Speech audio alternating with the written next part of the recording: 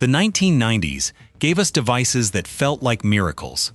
Every single one of them is now completely useless. These are 15 products that ruled the decade and then vanished. Newton is as powerful as a computer. Newton is as simple as a piece. In 1992, Apple CEO John Sculley stood on a stage at the Consumer Electronics Show in Chicago and introduced the world to the personal digital assistant, not just a product, a category, a name Sculley himself coined. The Newton Messagepad was the machine that was going to replace the notepad, the calendar, the address book, and the fax machine in one palm-sized device. It had a touchscreen, it had a stylus, it could recognize your handwriting and turn it into typed text. The device was announced in 1992. It did not actually ship until August 1993. Except it could not reliably, not even close. The handwriting recognition was supposed to be the Newton's miracle feature. Instead, it became its punchline. Gary Trudeau mocked it for a week in Doonesbury.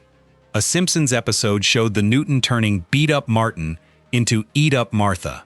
The phrase egg freckles, a phrase the Newton produced from a misread entry, became a symbol of what happened when technology promised more than it could deliver. Apple had spent 6 years and $100 million developing the Newton before it shipped. It sold around 200,000 units across its entire lifetime. In February 1998, Steve Jobs discontinued it. He had returned to Apple the previous year and had little patience for a product built around a stylus. He had a one-liner for it. "God gave us 10 styluses," he said, holding up his fingers. He was not wrong. What the Newton got right would take another decade to matter. Every idea the Newton had, the touchscreen, the stylus, the portable digital organizer that synced to your desktop, became the iPhone and the iPad. The machine that failed completely invented everything that came next. In the early 1990s, the cassette tape was dying, and everyone knew it. CDs were taking over. The question was, what would replace the cassette for recording, for making mixtapes, for the millions of people who needed to capture audio rather than just play it back? Philips had the answer. The digital compact cassette, a tape that looked almost identical to a standard cassette, played in a machine that could also play your existing cassettes, but recorded in crisp digital quality. The engineering was real. The backward compatibility was clever. The market timing was catastrophic. Sony launched the MiniDisc within weeks. 2 new digital audio formats, both premium-priced, both competing for the same buyers. Philips marketed the DCC across Europe, the United States, and Japan. Neither format could agree on who had won, because neither had. The cassette they were both trying to replace was still outselling them combined. Philips discontinued the digital compact cassette in October 1996 after just 4 years, acknowledging publicly that it had achieved no meaningful market penetration. They conceded defeat to Sony, even though Sony's MiniDisc had not won either. A format war where nobody wins is just a tax on the people who bought in early. Something we think you're going to like. Sony MiniDisc, the amazing portable that lets you play mixes of your favorite. Within weeks of Philips launching the DCC, Sony unveiled the MiniDisc, a small, rewritable optical disc in a protective caddy. Better than a cassette, smaller than a CD. You could record on it, edit it, rearrange tracks without re-recording. The MZ1, Sony's first consumer mini-disc recorder, launched in November 1992 in Japan. It was sleek. It was futuristic. It felt like what the cassette should have become. Japan loved it. Europe warmed to it. America never did. American music labels were reluctant to release pre-recorded mini-discs. Without a commercial music library, American consumers had no reason to adopt the format over CDs they could already buy anywhere. Sony kept the format alive for over 2 decades, releasing increasingly refined hardware through the 1990s and 2000s. The last Sony mini-disc recorder shipped in 2013, 21 years on the market. It never cracked the US mainstream. The format died quietly in a country that had never really let it live. MiniDisc gave music lovers something genuinely better than a cassette. The music industry gave them nowhere to buy it. An interactive multiplayer that's up to 50 times more powerful. In October 1993, Time magazine named the 3DO its Product of the Year. Not a shortlisted candidate. Product of the Year. The console, built by Trip Hawkins, founder of Electronic Arts, was supposed to do for gaming what VHS had done for video. An open standard that any manufacturer could build, at any price, with a single shared software library. Panasonic built the first model. Goldstar and Sanyo followed. The hardware was genuinely advanced for its time. 32-bit processing. CD-ROM. A machine that could play games, music, and video in one unit. The price was $699.99 at launch. The Super Nintendo cost $99. The Sega Genesis cost $89. The 3DO cost more than most families spent on groceries for a month. Hawkins had designed a licensing model that required manufacturers to profit on hardware rather than software, which made price cuts nearly impossible. By the time the 3DO dropped to $399, Sony had launched the PlayStation at $299 with better graphics. The 3DO was discontinued in 1996, 3 years after Time magazine named it Product of the Year. About 2 million units were sold in total. The 3DO company filed for bankruptcy in 2003. Time magazine named it Product of the Year. The market named it unaffordable. Is that a zip drive on your disk? Yes. It's the one drive that stores, backs up, and lets you... In 1994, a 500 megabyte hard drive cost around $500, and a floppy disk held 1.44 megabytes. Moving files between computers meant either emailing something small enough, carrying a floppy and hoping it fit, or accepting that the file simply could not travel.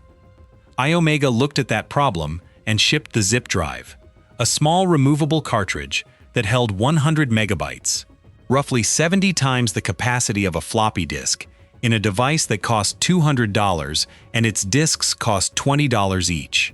For a few years in the mid to late 1990s, the zip drive was standard equipment in every creative studio, every design agency, every office that dealt in large files. Dell shipped computers with built-in zip drives. Apple included zip in some Power Macintosh models. Iomega's stock price climbed past $100 a share. The click of death arrived in 1998. Zip drives began failing, with a distinctive clicking sound. When a drive developed the fault, it would also corrupt the disks inserted into it, spreading the damage to every disk touched by the broken hardware. A class action lawsuit followed.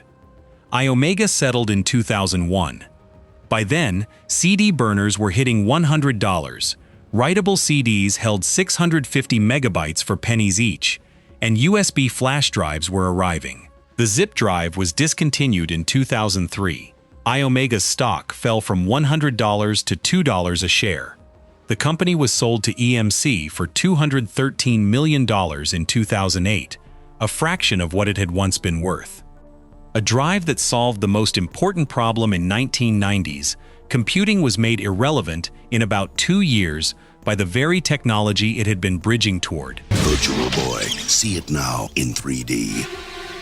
Nintendo, in 1995, had just spent 4 years developing a machine they believed would change gaming forever. Not a handheld, not a console, something entirely new. The Virtual Boy.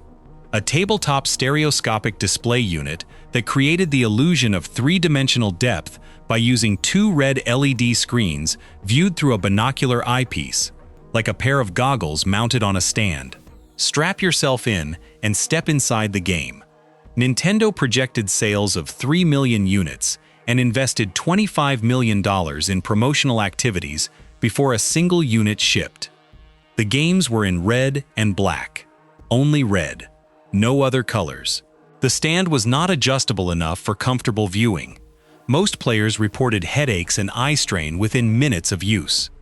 Nintendo's own instruction manual warned users to take regular breaks.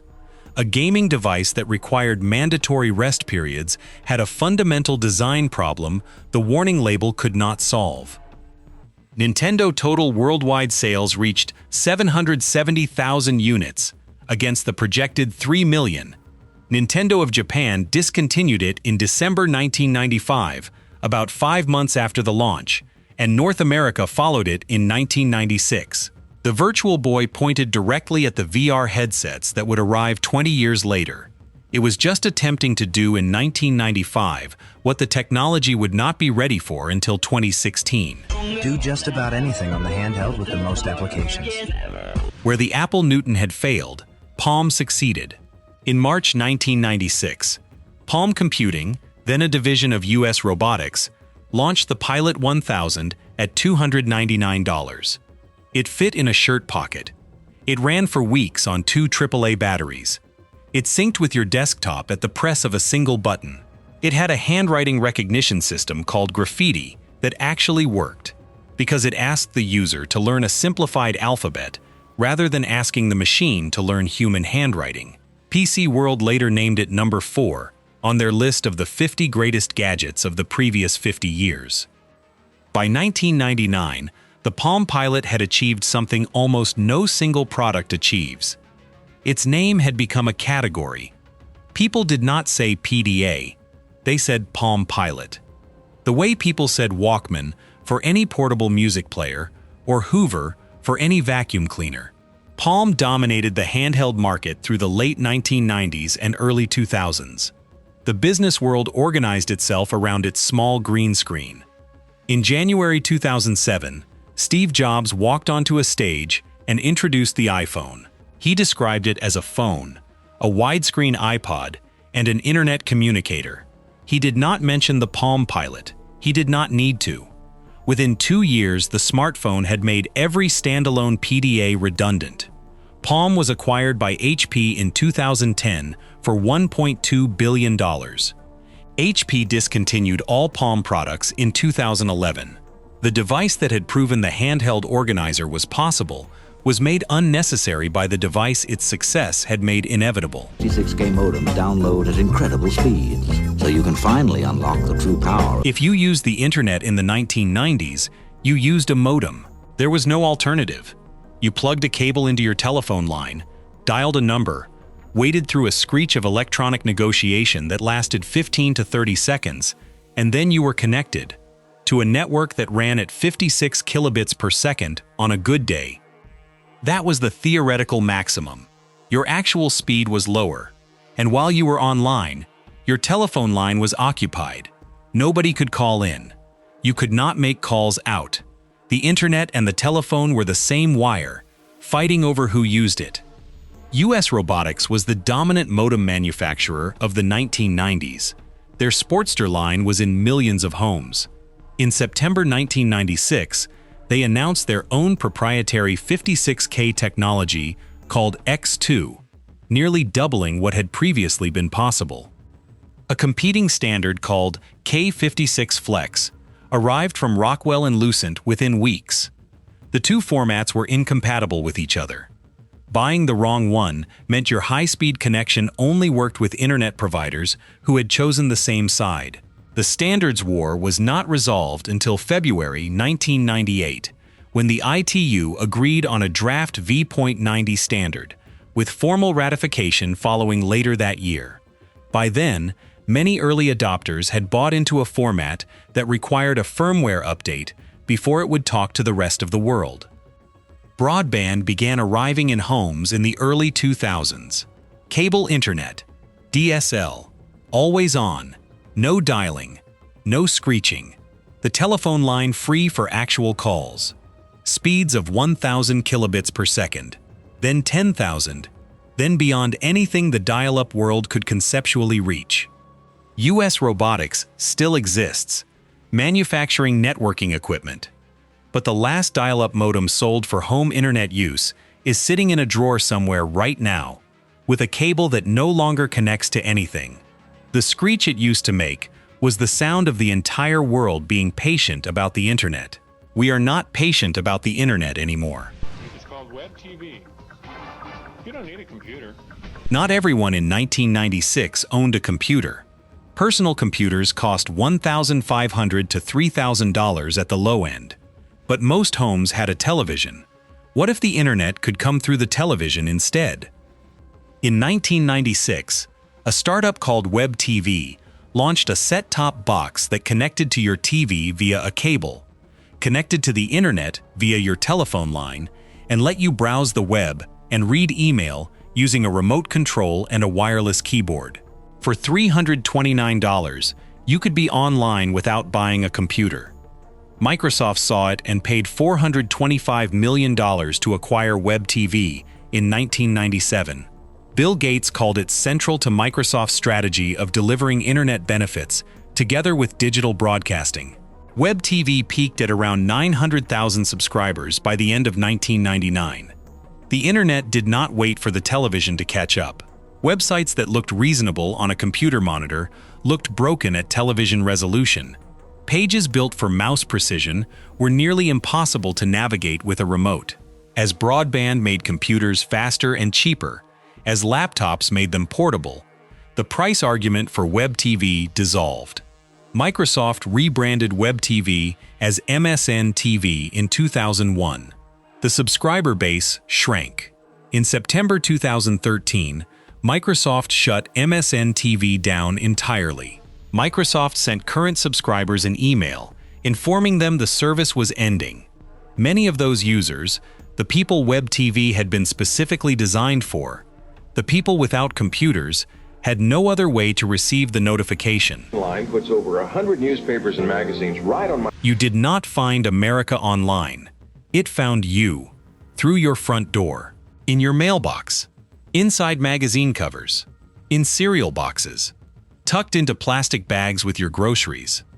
At the peak of its CD-ROM distribution campaign in the mid to late 1990s, AOL was mailing or inserting its free trial disc into almost every physical object that moved through American distribution. The company spent over $300 million on CD-ROM distribution alone. By one estimate, at peak production, AOL was manufacturing 50% of all CDs produced worldwide.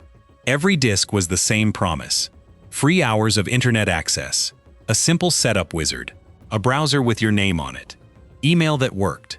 For millions of Americans in the mid-1990s, AOL was not just a way to access the internet. It was what they believed the internet was. Broadband arrived, and with it came internet service providers who did not require a disk, browsers that came pre-installed on computers, email that came built into everything. The millions of AOL disks that had been mailed became some of the most abundant artifacts in American landfills. People used them as coasters, as drink mats, as decorations, as frisbees.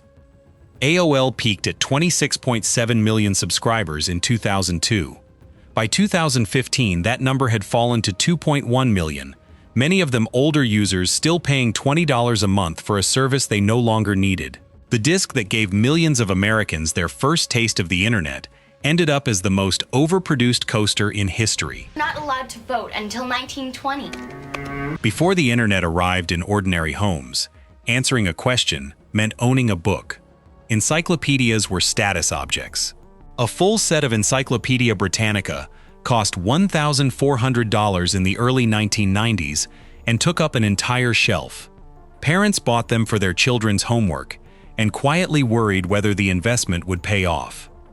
In 1993, Microsoft offered an alternative: Encarta, a complete multimedia encyclopedia on a single CD-ROM. Text, photographs, audio clips, videos, and interactive maps for $400 before quickly dropping to $99 later. You could search it instantly. You could play back a recording of Martin Luther King's voice. You could watch a short video clip of a volcano erupting. No encyclopedia had ever done any of that. Encarta sold millions of copies through the 1990s. It was bundled with new PCs. It became standard equipment for any household with school-age children. Microsoft updated it annually. By 2008, the premium version contained over 62,000 articles and was available both on disk and online. Wikipedia launched in January 2001. By 2009, Wikipedia had over 2 million English-language articles. Encarta had 62,000. Encarta cost money every year. Wikipedia was free. Encarta required Microsoft's approval to update. Wikipedia was updated in real time by millions of people worldwide. In March 2009, Microsoft discontinued Encarta entirely. The MSN Encarta website went dark in October of that year. A product that had put a revolution in children's homework on one disk was shut down by an encyclopedia that existed on no disk at all. It's a new technology that will let you take those pictures further than you ever imagined. Advantix film and cameras for the advanced photo system. A whole new kind. Kodak had spent years watching its customers struggle with film, threading the leader through the camera, worrying about whether the film had advanced properly, opening the back by accident, and destroying exposures. In 1996, Kodak and 4 other manufacturers launched the solution, the Advanced Photo System, the Advantix camera, a cartridge that dropped into the body sealed, advanced automatically, and could never be exposed accidentally. When the roll was finished, it rewound back into the cartridge. The processed film came back inside the original cartridge, with a printed index card showing thumbnails of every shot. You could specify panoramic, standard, or high-definition crop on each frame individually. It was the most user-friendly film system ever designed, and it launched just as digital cameras were reaching the mass market. Within 5 years, digital cameras had reached a quality and price point that made the film development trip feel like an unnecessary journey. Within 10 years, camera phones had appeared. The Advantix solved every problem film photography had. It launched at the precise moment the world was deciding it was done with film photography. Kodak discontinued Advantix film in 2011.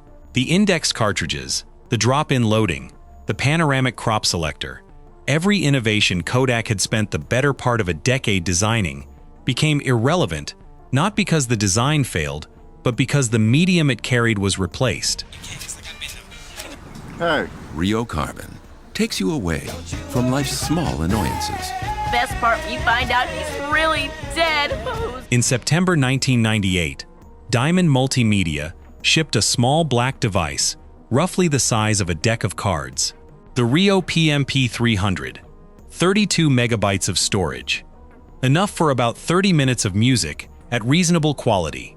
No moving parts, no disc, just flash memory, a playback chip, and a headphone jack. You connected it to your computer, dragged MP3 files onto it, and put it in your pocket. Music from the internet, playable anywhere, on a device that fit in your jeans. The Recording Industry Association of America filed for a temporary restraining order within weeks of the Rio's launch. They argued the device violated the Audio Home Recording Act by making it too easy to play illegally copied music. A federal judge rejected the restraining order.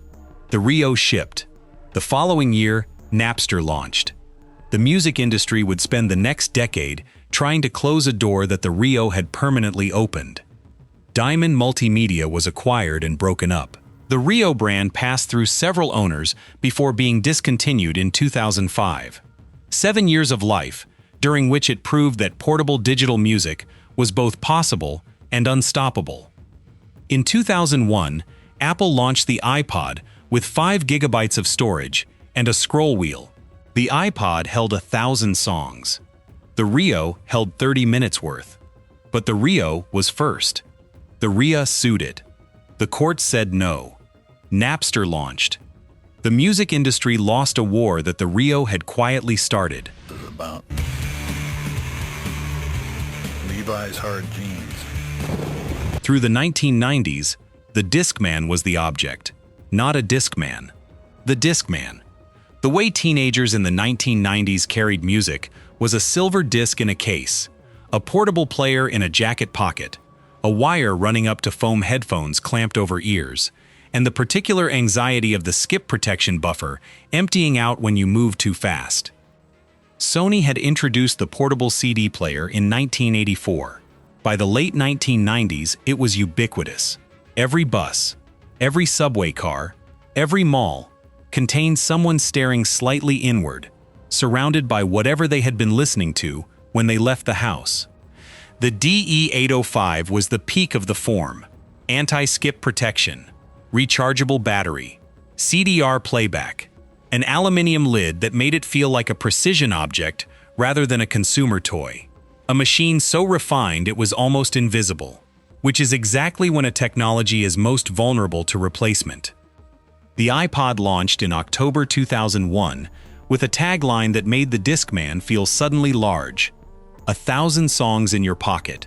No skipping, no buffer, no disc to carry, no choosing which 12 songs you would have with you today. All of them, all the time. Sony sold the last mainstream Discman in the early 2000s. The format moved to car stereos, then quietly out of those too as aux cables and Bluetooth arrived. There are still portable CD players made today, sold to a very specific kind of person who knows exactly what they are choosing. For everyone else, the Discman is the silver disc in the case at the back of a drawer, waiting for a machine that is no longer in the house. Well, if it isn't Tamagotchi, her new favorite pet. Yes! So what's that make me, fish sticks? In 1996, a Japanese toy company called Bandai released a keychain with a small LCD screen, an egg shape, a single pixel art creature inside it. You pressed buttons to feed it, play with it, put it to bed, and clean up after it. If you neglected it, it died. It was a pet, a digital pet, entirely helpless, entirely dependent on you. It demanded your attention at school. It beeped at you in meetings. It required care on dates, during exams, in the middle of the night. Within its first 2 years, Bandai sold 40 million Tamagotchis globally. Japan ran out of stock. American kids queued outside toy stores. Schools banned them. The beeping was the sound of an entire generation of children being needed by something for the first time. Teachers confiscated them. Parents learned to keep spare batteries. Some children taped their Tamagotchis to the underside of their desks to check on them between lessons. The mortality rate was staggering. Every child who had one lost one, usually at the worst possible moment.